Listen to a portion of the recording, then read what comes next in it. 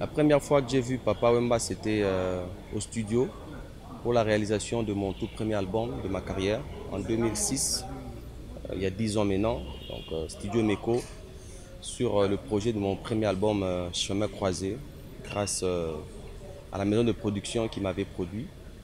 Et je n'avais jamais rêvé un jour, plutôt, je n'avais jamais imaginé un jour que ça pouvait arriver, qu'un jour je sois devant cette icône, ce monument. C'était en studio et j'avais la frousse, j'avais la peur, j'étais surpris parce que c'est quelqu'un que je voyais toujours à la télévision. Moi qui venais de province et qui était encore jeune dans mon parcours. Et il est venu très ponctuel, 8 heures juste, il était déjà là. Et à plusieurs reprises, chaque fois qu'on avait des travails, c'est un monsieur qui était très ponctuel, des signes de sérieux de travail. Il est arrivé, il a écouté la musique, il a aimé et on a travaillé.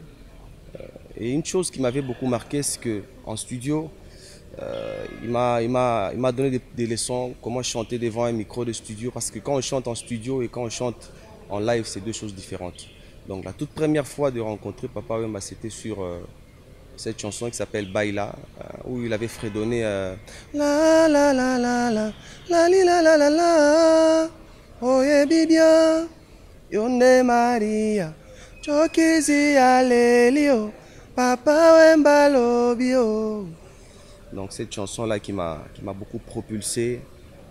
Partout où je passe, le fait d'avoir chanté à ses côtés m'a donné une autre dimension. Et pour ça, j'ai dit merci papa.